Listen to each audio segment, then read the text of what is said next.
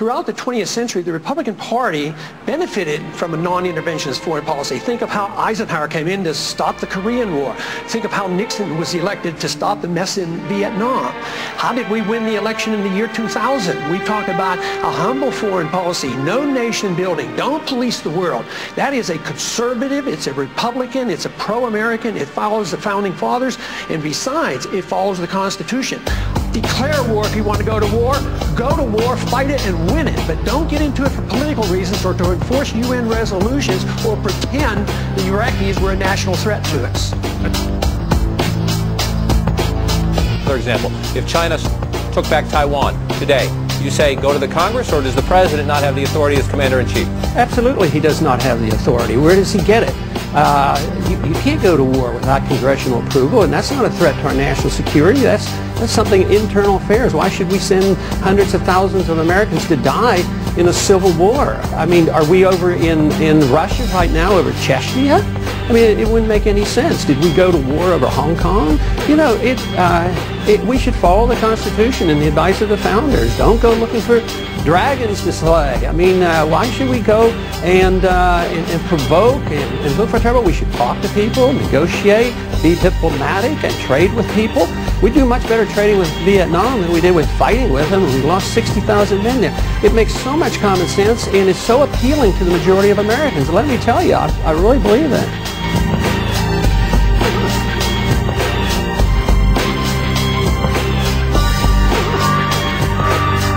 If you were president, would you work to phase out the IRS? Immediately. That's what they call a softball. And you can only do that if you change our ideas about what the role of government ought to be.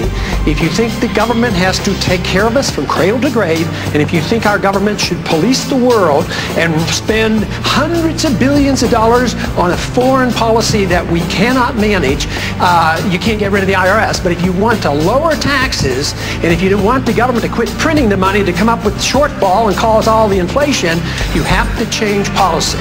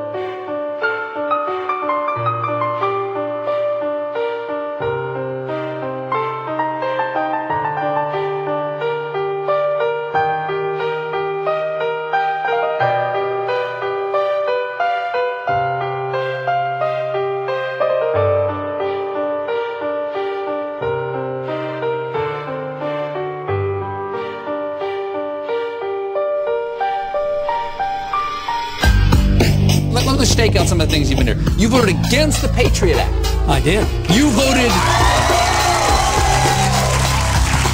against the Iraq War. Yeah. But you also hate taxes and you hate gun control. You said it is dissent from government policies that defines the true patriot and the champion of liberty. It is that kind of talk that lost the Republicans the last election. And they deserved it.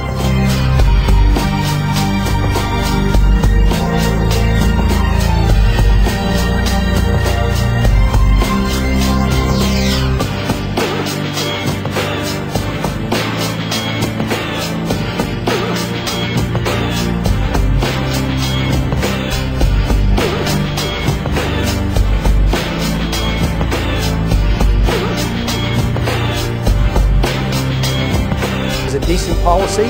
And the problem that we have with dealing with this subject is we see people as groups, as they belong to certain groups, and that they derive their rights as belonging to groups. We don't get our rights because we're gays or women or minorities. We get our rights from our Creator as individuals. So every individual should be treated the same way. So if there's homosexual behavior in the military that is disruptive, it should be dealt with. But if there's heterosexual sexual behavior that is disruptive, it should be dealt with. So it isn't the issue of homosexuality, it's the concept and understanding of individual rights.